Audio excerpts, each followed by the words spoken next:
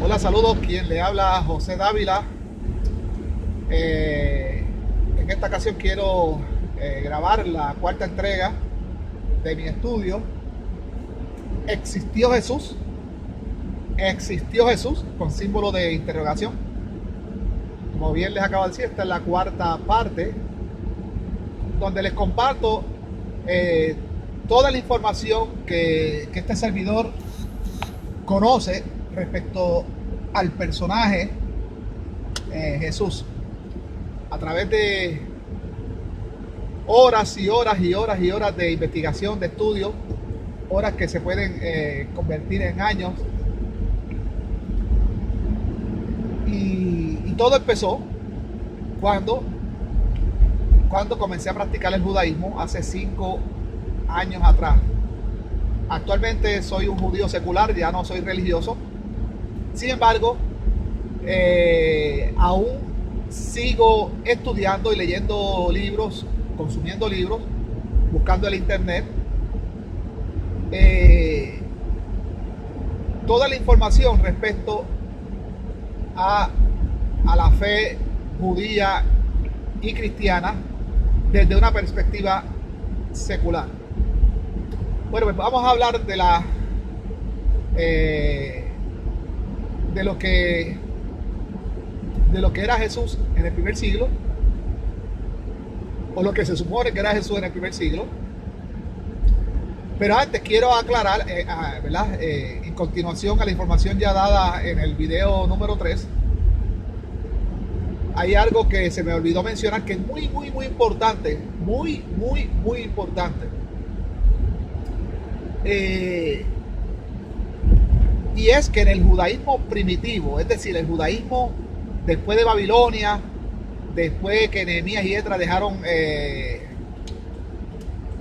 ya afirmado el culto a Hashem, a Jehová o Yahweh, como le llaman distintos sectores. En ese judaísmo no existía un miedo ni que al diablo, ni que a Satanás, ni que había un infierno, ni que las personas que fueran malas iban en el infierno. Eso no existía. Eso no es parte del judaísmo primitivo. No es parte de la cultura, de la creencia del judaísmo primitivo. Para el judaísmo primitivo, de hecho, la serpiente del Edén no tiene nada que ver con el diablo ni nada de esas cosas. Hasatán, que significa el adversario, es un aparentemente amigo del dios hebreo. Tú sabes, la relación es tal que hasta Hashem, Jehová o Yahweh, como usted le llame, hace una apuesta. A Yahweh le gustan las apuestas y hace una apuesta con Hasatán en cuanto a la vida de Job. Le hace el libro de Job y sabrá de lo que estoy hablando. Otra mención que se hace, donde encontramos la palabra, que no es un nombre propio, sino algo descriptivo. Hasatán no es un nombre propio, eso hay que decirlo también. No es un nombre propio, sino descriptivo. Significa adversario. Aparecen 2 versiones en la Biblia hebrea, en la Tanakh, donde se habla de un censo que hizo el rey David. Un censo que en una de las versiones se dice que lo mandó Hashem, es decir, Jehová o Yahweh, como usted le llame. Y en otra dice que lo mandó el adversario, que en hebreo significa Hasatán. Pero en toda la Tanakh, en toda la Biblia hebrea del judaísmo primitivo, no existe un castigo infernal, un castigo eterno donde te van a mandar, no. Yahweh o Hashem o Jehová o como usted le quiera llamar, en todo momento sus amenazas a aquellos que no fueran devotos a sus mandamientos eran que los iba a castigar volviéndolos estiércol de las naciones, que iba a provocar que enemigos conquistaran a Israel, que iba a hacer que hasta las mujeres se comieran a sus propios hijos. Maldiciones como esa, pero eran en vida. En ningún momento en toda la historia del judaísmo existe una amenaza a una vida posmuerte en un lugar de inframundo. Eso no existe en el judaísmo. No existe. Entonces, es importante que usted sepa esto, porque vamos a ver entonces cómo es que se cuela esto en el mundo occidental, y cómo es que hoy en día, hoy en la actualidad, esa creencia está bien arraigada en muchas personas. Pero sin más preámbulo, lo voy a decir ya para que no se me olvide, que tengo muchas cosas, mucho material que sé que mucho se me va a quedar. Así que lo voy a decir de inmediato. Esto es una creencia griega, que a su vez también viene de los egipcios. Cada nación conquistadora modificaba las creencias del territorio conquistado, les cambiaba los nombres, y eso era como que bien particular en los tiempos antiguos. Entonces, en las creencias griegas se creía que había un lugar inframundo y un lugar de tortura eterna, donde supuestamente estaban los titanes. El lugar se llamaba el Tártaro. Quien administraba ese lugar de inframundo, donde las almas iban a un eterno tormento, se llamaba Hades. Hades. Entonces, esta creencia en Hades, en el inframundo, en el Tártaro, es la que se traslada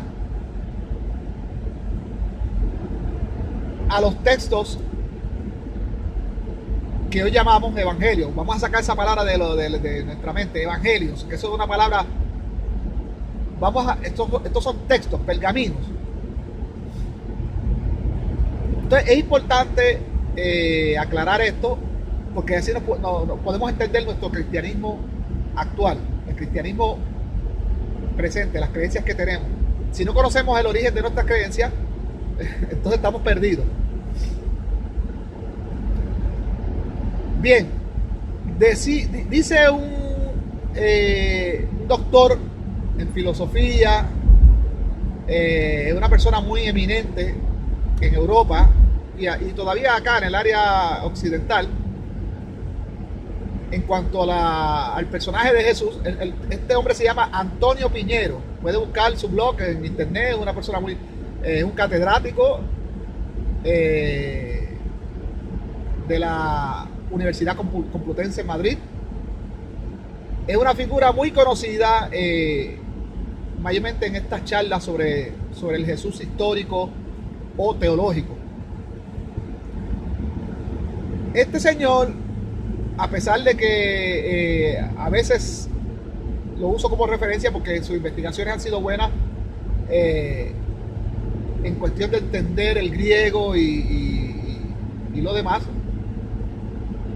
el griego koiné, que fue el que se utilizó para componer los evangelios, estos textos, pues este señor se atrevía a decir que si Jesucristo no existió, los historiadores no tienen manera de entender cuál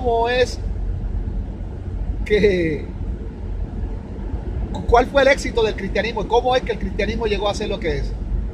Eso es una aseveración muy atrevida, porque no hace falta un Jesucristo para entender un cristianismo, no hace falta una virgen para entender una adoración mariana, no hace falta a Mahoma o Mahomet para entender el Islam, no hace falta Buda para entender el budismo, no hace falta los dioses ancestrales de los mayas para entender lo que sucedió con los mayas, no hace falta entender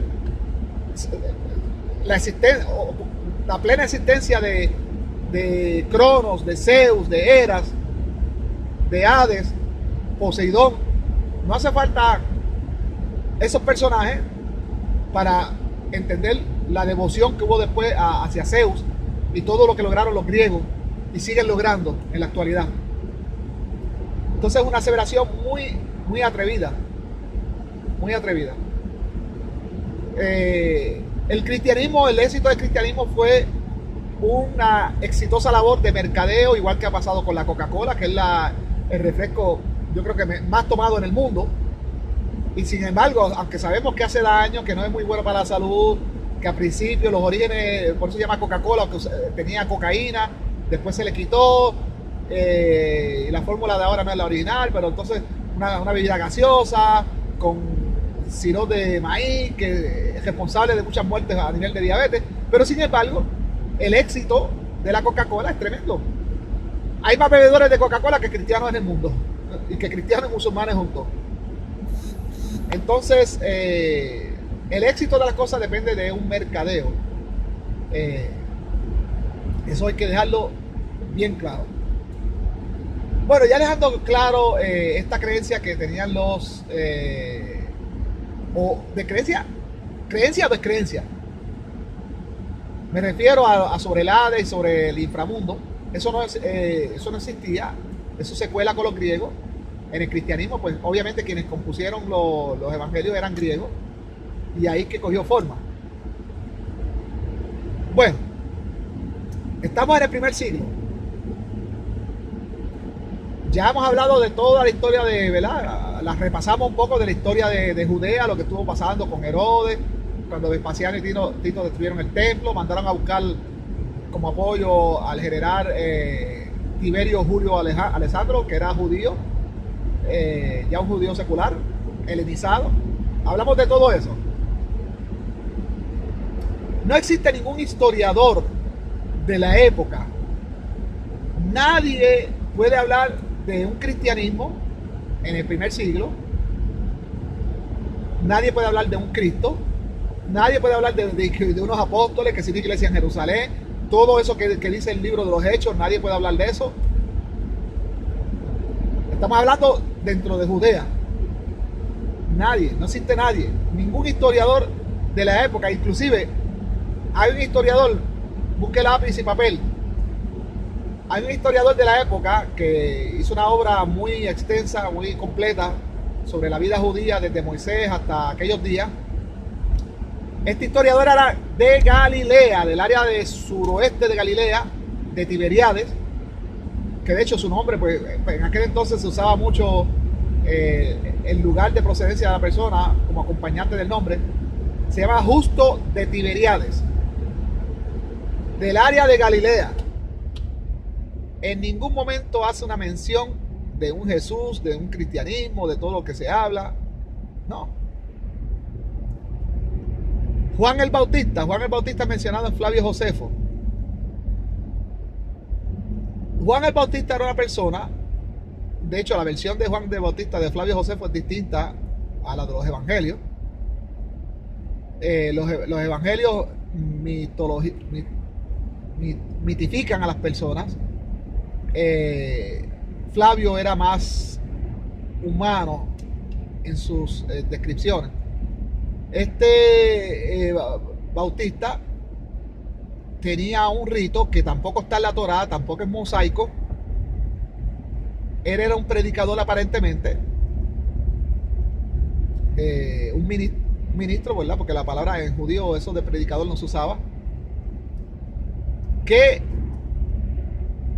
imergía a las personas como un ritual de purificación del cuerpo, nada de pecado ni nada de esas cosas, del cuerpo. Pero bien les digo, este Bautista, probablemente un esenio, Flavio no nos habla mucho de él.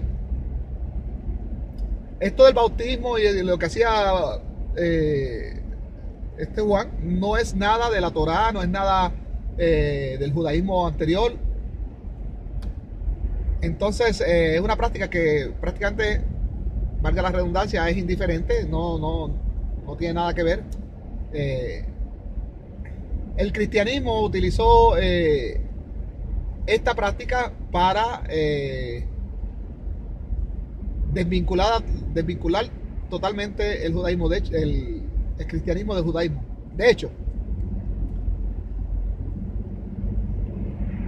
tengo que aclarar que el cristianismo como tal y el contenido de estos evangelios, que vamos a repasar así por encimita, no me va a dar tiempo para hacerlo en este cuarto video.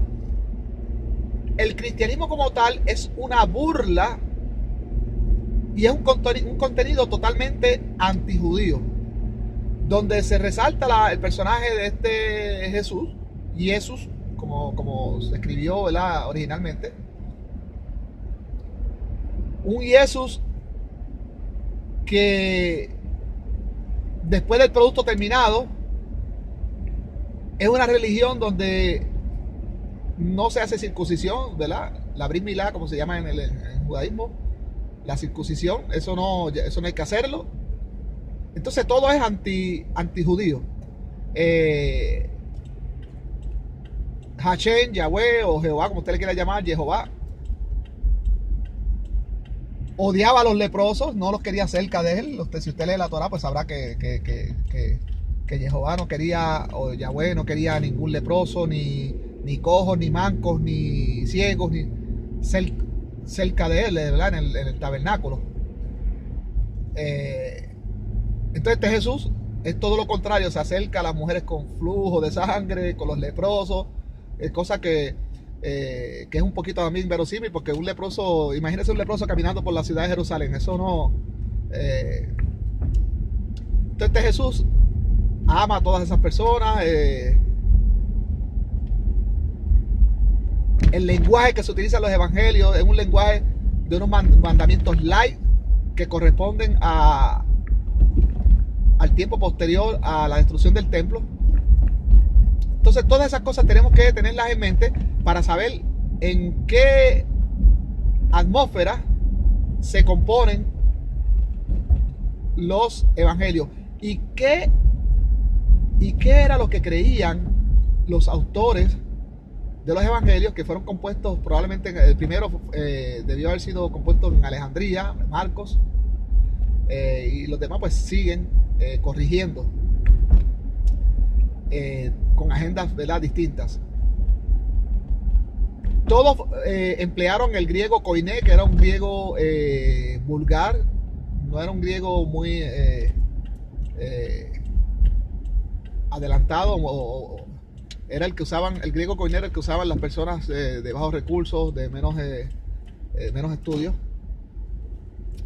Entonces, pues, como bien les dije en uno de los videos anteriores, cuando uno habla un idioma, uno come como griego. En el caso de los griegos, come como griego, piensa como griego, sabe todos los griegos.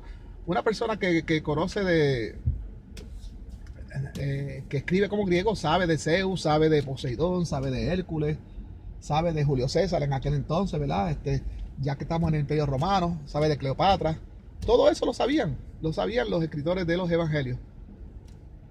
Entonces, pues hasta aquí entonces voy a dejar esta cuarta parte, dejándoles saber qué era lo que tenían en mente estos escritores a la hora de desarrollar estos escritos que empezaron a circular fuera de Judea, porque todo esto fuera de Judea. En Judea ni se han enterado de que en cristianismo, ni que existía un Pablo de Tarso. Pablo de Tarso, muchos académicos piensan que pudo haber sido un invento de Marción del Ponto. Los apologistas utilizan como referencia el Talmud de Babilonia, donde se hace una mención de Jesús. Obviamente eso fue compuesto como en el año 200, donde ya existía un cristianismo, donde ya existía una creencia, y igual que hoy, pues muchas personas escriben sobre Jesús, muchos judíos escriben sobre Jesús, obviamente despectivamente, pero basados en la creencia popular, no en que existía un Jesús ni nada, sino después ya en el judaísmo, créanme que se da por hecho de que existió un Jesús también. Entonces, pues, en el Talmud de Babilonia se hace esa mención, eso ha sido desacreditado. Tácito,